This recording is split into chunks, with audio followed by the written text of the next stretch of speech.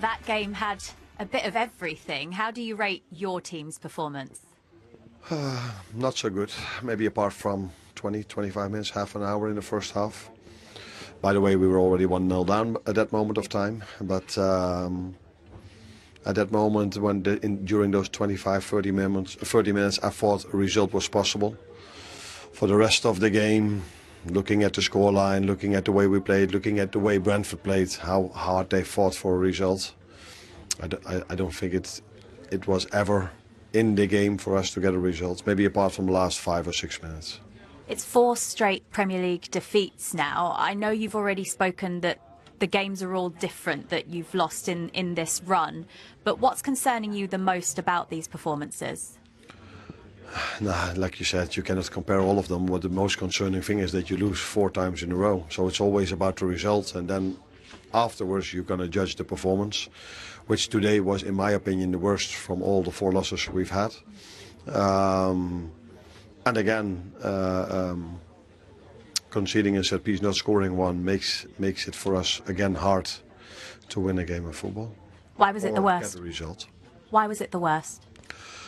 I think we lost. We didn't do the basics right, especially the first half, but during parts of the second half as well. I think they won more duels than us. They won more second balls than us. Yeah, conceding. If you go here, you know if you're going to concede goals, it's not a surprise that one of them might be a set piece, because this is one of the main strengths. But apart from that, the counter-attack is also a big strength, and that was the way we conceded 2 goals. And for me, we were also unlucky with the penalty we conceded, because I'm not too sure if the referee would have given that one if he thought it was inside, but he thought, soft contact outside the box, let's give them a free kick. But yeah, then it turned out to be inside the box, and the VAR had to overturn it because that's his job.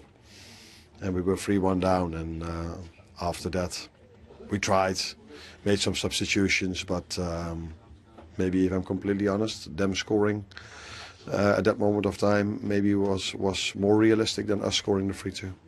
Salah took his goal so well. If that is the goal that is to get him back on a scoring run, how important could that be for the team? If Mo is going to go on a scoring run, that's definitely going to be important for the team. But football is about scoring goals, but football is also about not conceding goals. And so for so many games now, we've conceded 1, 2, 3 goals, and every time almost also in the first 5 minutes. So yeah, it would definitely help the team if we have players that score a goal, but that only helps if we are able, as a team, to keep a clean sheet, because keeping a clean sheet is not only what the last line does, that is something we as a team have to do better. And with the injuries stacking up now as well, does that make this challenge even harder to get back to winning? Yeah, you prefer to have all your players available. That's simple and clear. But yeah, if that's not the situations, the players we do have available need to bring the results in, and this is something, yeah, you can have in a season that you have a few injuries, and this is what we are what's happening with us now, and yeah, that is something I'm not liking, of course, but something you have to accept. Thanks for talking to us, Arne. You're welcome. A very honest assessment from Arne Slot there. He was asked by Jules about Mo Salah, though, and was talking about the defence not being good enough, Macca. Is it clear where he feels that their main problems lie?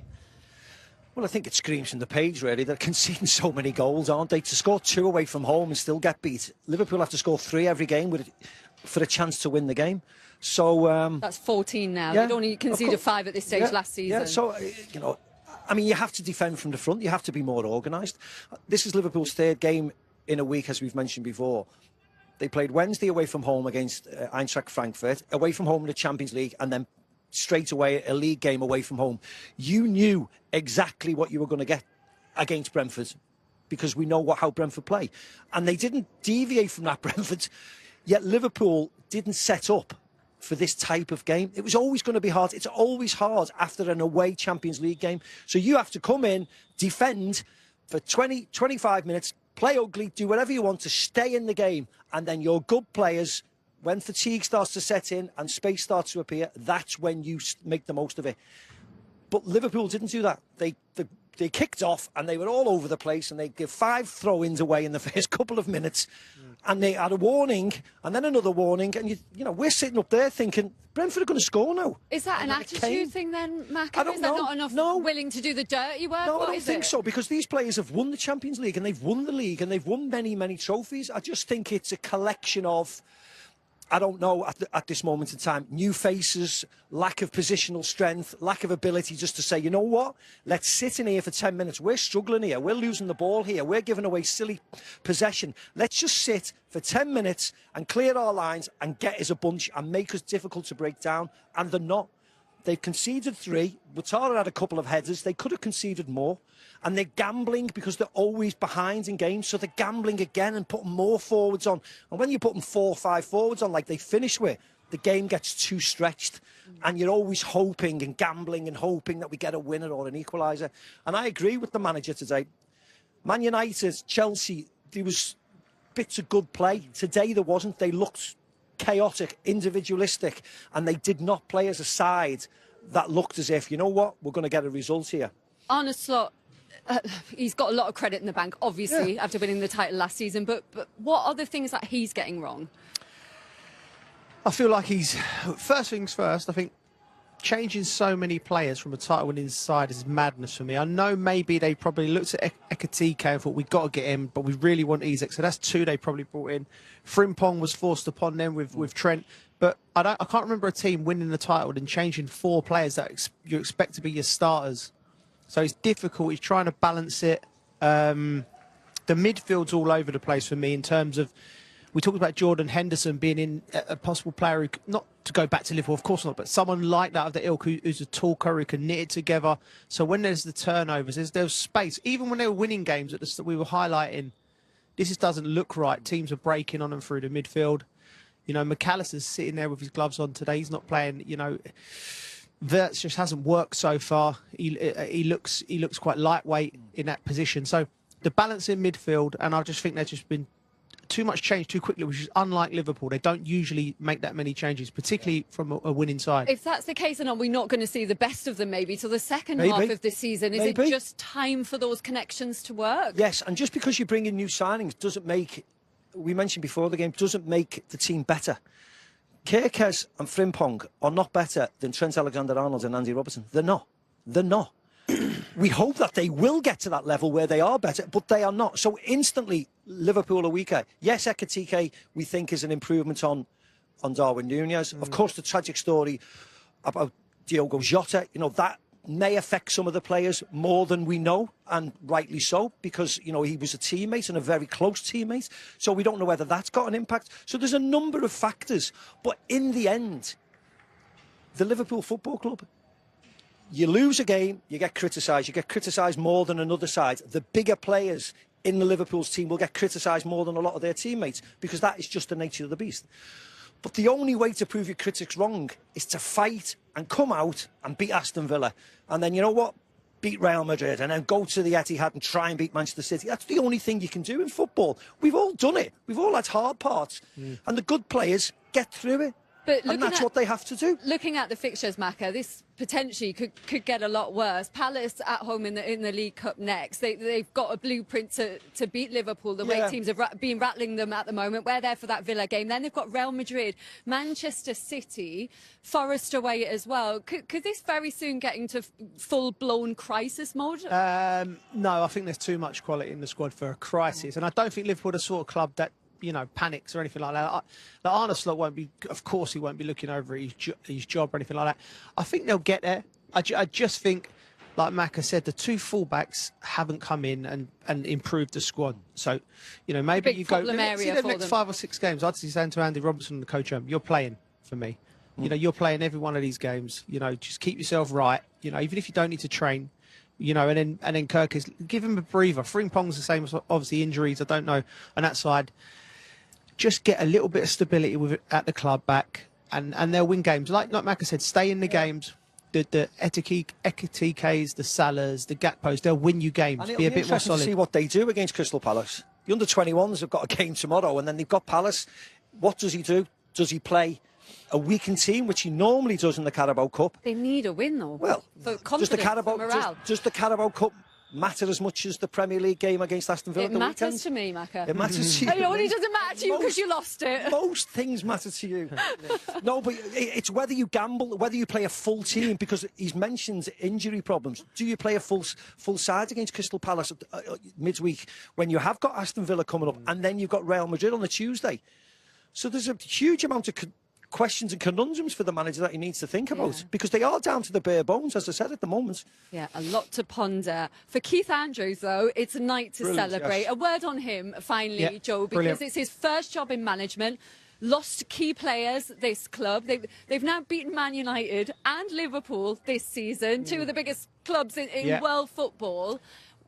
A word on his performance. Credit for the club. This job. It was a gamble. You know, no way you can look at it, because we don't know. If he's not had a job, no matter what your credentials are as a player and as a coach, you don't know until you're in that seat. So they took a gamble on him, and he's repaid it. He looks like he's just taken the baton from Thomas Frank.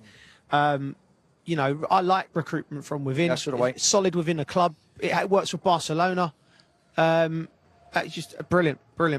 Virgil, a game full of drama. How do you sum it up from a Liverpool perspective?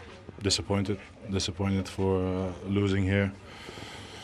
We know obviously what the strengths were and what they obviously able to try and do, and obviously the first goal is something obviously we knew, so you have to be spot on in that. It's the quality of them, and then the second goal obviously to concede was obviously not great, and the penalty. Listen, it was just a very disappointing night, I think, overall for us. And yeah, it's tough to take, but it's the reality, and we have to keep going. What was your take on the penalty? Well, I don't know. The referee said the ball's on the line, but then he put the spot first. He put it 2 meters outside the box, so I didn't know what really was going on. In the end, obviously, he gives it, and that's obviously not great. It's 4 straight defeats in the Premier League now. After winning in the Champions League midweek, does this feel like a big setback again? No, it's the reality that we lost today, and that's the only thing. You know, we have a next game again on Wednesday against an opponent that made already our life difficult this season, and we have to turn our mindset pretty quickly in order to be ready for that, because they come to Anfield to try and hurt us even more. But obviously, this is a tough one to take. We can't deny that. And it's been not an easy moment. We were trying to build on the performance that we had in Frankfurt, but unfortunately, this was not a nice evening to have. It's 9 matches now without a clean sheet. What is it that's concerning you the most about these performances? It's difficult to say. The fact is that we didn't keep clean sheets for 9 games, and that's it's easy then to blame a particular person or the back line or set pieces, but it's a collective thing in the end as well, and everyone has to look in the mirror, including myself, and that's what we all do, and that's what we all have discussed as well. I'm sure we will get out of this, but we don't get out of this just by talking about it. Obviously, I have to come here because you guys asked me to come here. Otherwise, I would just focus on trying to get back on track with my team, and we'll try to improve. That's what we work on. It's not that we're doing nothing in training or nothing behind the scenes. We all want to improve. That's why we're on the pitch as well. But it's tough at the moment. But yeah, we need each other. We need the support. We need the guys and the people that were celebrating with us as well last year to be there for us now even more. And then I'm very, very confident that we will get out of this because we have the quality, offensively, defensively. But the reality is that we are looking for the clean sheet, but definitely for a win again, and that's the reality. We appreciate talking to us. Thank you. Thank you very much. But Jordan, congratulations on that victory. What a week for you guys as well, beating West Ham, following it up, beating the champions. Just tell us what you feel the team did so well out there tonight. I thought it was from start to finish, we stuck together. We knew it would be difficult at times. Liverpool are a world-class team with world-class players, so at times you're going to have a bit of defending to do, which we did. But I thought just the way we defended together, the way then we stay composed on the ball and try to rather than just kicking it forward at times. It's trying to play the long ball, but in behind to someone running in, like Dams did for Kev on the second goal, I think it was, and Thiago was a threat all night. And he's been like that all season, to be fair. So we've got a lot of good players on the counter-attack with the front three. And we've got people like Dams and Yarmo in the centre half that can pick passes as well. So overall, I thought it was a really good performance and deserved the win in the end. Jordan, Liverpool low on confidence at the moment and going through a transitional period. Were there any areas in particular that you wanted to exploit over the full-backs, for instance, or literally just outwork them, really, and play to your strengths? Yeah, I mean, you look all over the pitch, there's not much to go at. They're all quality players, you know. I don't really see a weakness in the team. Yes, I know there's been results of late that haven't been great for them, but for me, they're still top players in a top team. And it's just a matter of time before they sort of get in the rhythm and get going. I think there's been a lot of reasons why they haven't hit the heights they have so far that they did last year, but for me, they're still a world-class team, and wherever you look on the pitch, there's top players. So it's always going to be difficult, but I thought the lads dug deep, stuck together, and like I said, will cause some problems on the counter. Definitely did. So many good performances on your team today, Jordan. Was it a little bit strange for? I said before the game, it's business as usual when you play against your old team. But was there a little bit strange playing against your old mates? How did it feel? A little bit before, I think, just because I've been at Liverpool for so long, you know, and it's always like deep inside us now. It'll be forever there, I think, because I'll be there for so long, and it was my life for 12 years, you know. So it was a little bit strange, but having said that, I knew once the whistle would go, it was business as usual, and I'd be focused and I'd be ready to go, and I'd be in the right frame of mind, which I was. So yeah, once the whistle was gone, I was fully in, and I felt as good as I ever have. You spoke about leaving Liverpool being like a breakup. You got such a good reception tonight, obviously from the Brentford fans, but also from the Liverpool fans at the end there as well. Did that mean a lot to you? Of course. Like I said, I was there 12 years, dedicated a lot of my life. My kids were born there, so it holds a special place in my heart, and I still want Liverpool to do well. Of course, not when we're playing them, but overall, and that'll never change. And the fans have always been amazing, and it was special just to see a few of them. I know they probably left a bit early because of the result, but it was nice to see them again. The ones who stayed behind. Arne said that all everyone in Holland is talking about is how much Ajax are missing you. At 35, just how good do you feel? How well do you feel you're playing?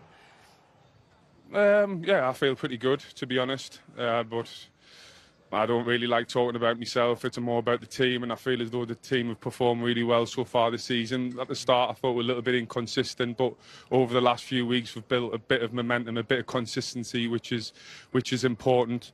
And yeah, it's always nice for Arne to say nice things, of course. I'm not sure they're missing me, though, to be fair. I think there's a few reasons why maybe it's not going so well at the minute at Ajax, but it's an amazing club. I had a really good time there, special people, special players there, so I always want them to do well as well. For Brentford as well, up to 10th now, shown repeatedly this club that they can really compete with the top teams. What are the ambitions for Brentford this season? I think it's just take each game as it comes and try and be horrible to play against.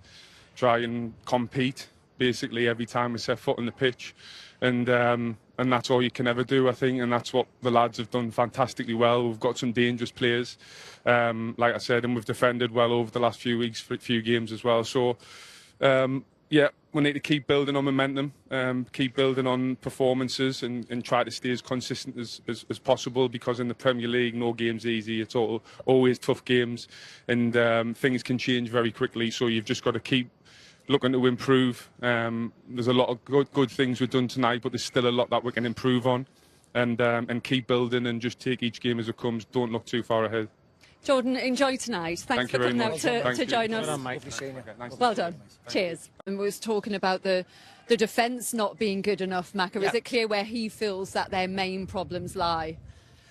Well, I think it screams from the page, really. They're conceding so many goals, aren't they? To score 2 away from home and still get beat. Liverpool have to score 3 every game for a chance to win the game. So that's 14 now. They'd only conceded 5 at this stage last season. Yeah, so, you know, I mean, you have to defend from the front. You have to be more organised. This is Liverpool's third game in a week, as we've mentioned before. They played Wednesday away from home against Eintracht Frankfurt, away from home in the Champions League, and then straight away a league game away from home. You knew exactly what you were going to get against Brentford, because we know how Brentford play. And they didn't deviate from that, Brentford. Yet Liverpool didn't set up for this type of game. It was always going to be hard. It's always hard after an away Champions League game. So you have to come in, defend for 20, 25 minutes, play ugly, do whatever you want to stay in the game. And then your good players, when fatigue starts to set in and space starts to appear, that's when you make the most of it. But Liverpool didn't do that. They kicked off and they were all over the place, and they give 5 throw-ins away in the first couple of minutes. And they had a warning and then another warning. And, you know, we're sitting up there thinking, Brentford are going to score now. Is that an attitude thing then, Mac? I don't Is know. that not enough willing to do the dirty work? No, what I don't think so, because these players have won the Champions League and they've won the league and they've won many, many trophies. I just think it's a collection of, I don't know, at this moment in time, new faces, lack of positional strength, lack of ability just to say, you know what, let's sit in here for 10 minutes. We're struggling here. We're losing the ball here. We're giving away silly possession. Let's just sit for 10 minutes and clear our lines and get us a bunch and make us difficult to break down. And they're not. They've conceded 3. Ouattara had a couple of headers. They could have conceded more. And they're gambling because they're always behind in games. So they're gambling again and putting more forwards on. And when you're putting 4 or 5 forwards on like they finish with, the game gets too stretched. And you're always hoping and gambling and hoping that we get a winner or an equaliser.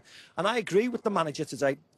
Man United, Chelsea, there was bits of good play. Today there wasn't. They looked chaotic, individualistic, and they did not play as a side that looked as if, you know what, we're going to get a result here. Arne Slot, he's got a lot of credit in the bank, obviously, after winning the title last season, but what are the things that he's getting wrong?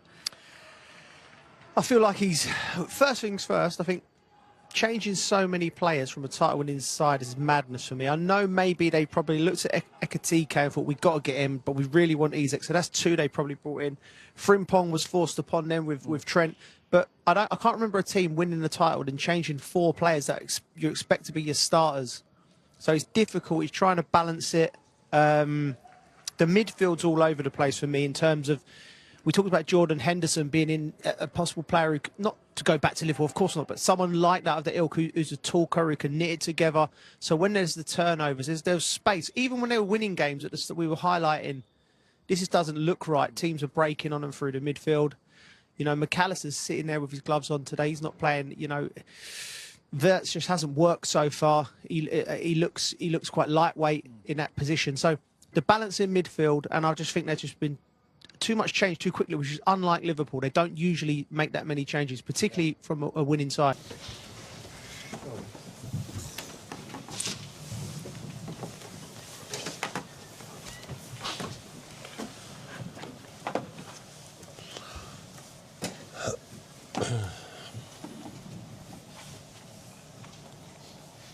Arne, obviously another disappointing night. How do you sort your emotions after that?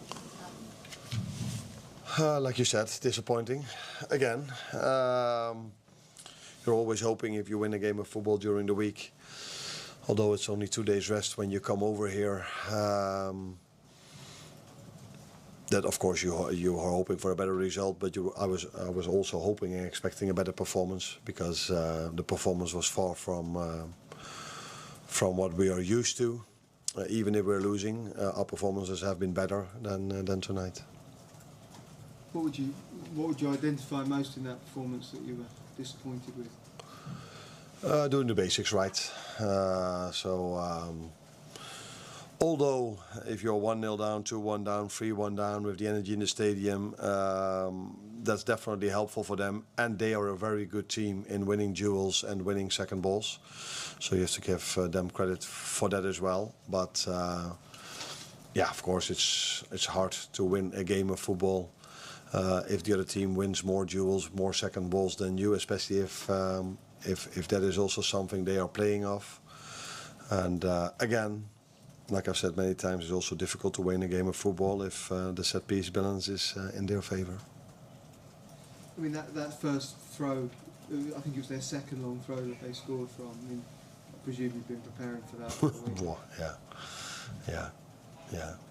It's the only thing we did yesterday on the training pitch, preparing for that. And the meeting today. So that's not the only thing where we prepared them for, because Brentford is also known for very good set pieces, but they are also, in my opinion, known for a fantastic counter attack, and that was their second goal. And I think at this moment of time, and that's why it should never be seen as an excuse. But if I say it was a soft penalty, I hope you guys are not going to tell me that is a soft or bad excuse, but it was a very soft penalty to concede. Hi, Arne.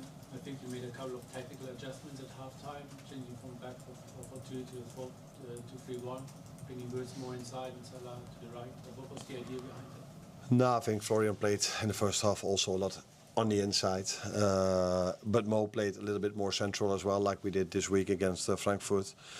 But if you are 2-1 down, I was expecting the second half then maybe in moments to be a bit lower, and then it's always good to have Mo on the sides where he can get his crosses in, his 1v1s.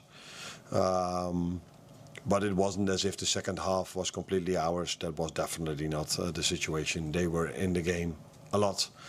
And although we scored the 3-2 and maybe we had a few moments to score the 3-2, they definitely also had their moments to already score the 4-1.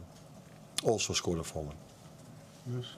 In terms of the defeats recently and going back to last season, you've been fairly pleased with the performance, but do you think it's fair to say this is the most disappointed you've been with the performance, or certainly up there in your time here? Yeah, I think it's up there, yeah, in my time here, in terms of losing a game of football. Because normally when we're 2-1 down or 3-1 down or 1-0 down, oh, by the way, after we went 1-0 down, that was the only 20-25 minutes I really liked from our game today. Unfortunately, we had a great moment with Florian that didn't lead to a goal, because then you need maybe to have a little bit of luck that those moments can bring you back into the game and can give us the energy. But after 30 minutes, I think they took the game again with long throw-ins and set pieces and other moments where they were just really good. So again, please don't focus on what I've just said. So they did many things well. And then I think, again, it is a crucial moment where just before they scored the 2-0, there was a moment where Cody dribbled inside the box and they didn't play the ball. I think if you would show both situations where the penalty we conceded and that moment, and you show this to every referee in the world, he would tell you maybe both or nothing, but if I have to give one of the two, I definitely would give the one to Cody. But yeah, bad luck for us was that the referee, I don't think he was intended to give a penalty for that, but he thought, let's give them a free kick. But yeah, then the VAR said, yeah, it's inside. So then if you think it's a free kick, then it's a penalty. So that bad luck maybe comes if you play a game like football, like we did today. Arne, so what, in a bigger picture, what do you think is happening to explain the difference from last season? Have teams found you out? Is it trying to adapt to all the new signings you've made? Is there, do you think, any sort of feeling that the team's lost its level of performance after the huge high of winning the title? What's led to the dip? No, quite a few things what you were just saying could have something to do with that. It's definitely, I've said this many times already, that teams have a certain playing style against us, which is a very good strategy to play, and we haven't found that answer yet, and that every time going 1-0 down doesn't really help as well after 5 minutes. So it's a bit of that teams know which strategy to play against us. We are still, even today when we don't play well, able to score 2 goals and create more chances than only the 2 goals we scored from open play. But yeah, you cannot even compete, which we don't do at the moment. We don't compete up there because we simply concede too many goals. And that is not something I only look at our defense, because that's something we do with 11 players together. And yeah, it definitely also has to do with if you change quite a lot during the summer, then I think it's not a surprise that it can go a bit like this. But I didn't expect it to go with 4 losses in a row. Let that be clear. But that it's always a bit of a bumpy road if you change. That is not so surprising. But 4 losses in a row, and yeah, I don't know if that has been seen as an excuse. But from the last 6 games we played, it's been 5 away. So sometimes this is also not really helpful if you're in a run of form that we are. First last is Curtis Jones' injury, serious. We have to wait and see. He asked to be taken off, but he didn't go off. He walked off instead of needing a lot of treatment, so I have to wait and see. It's a lot of games, and in 3 days there's another one. 4 maybe, but there's another one, yeah. Okay.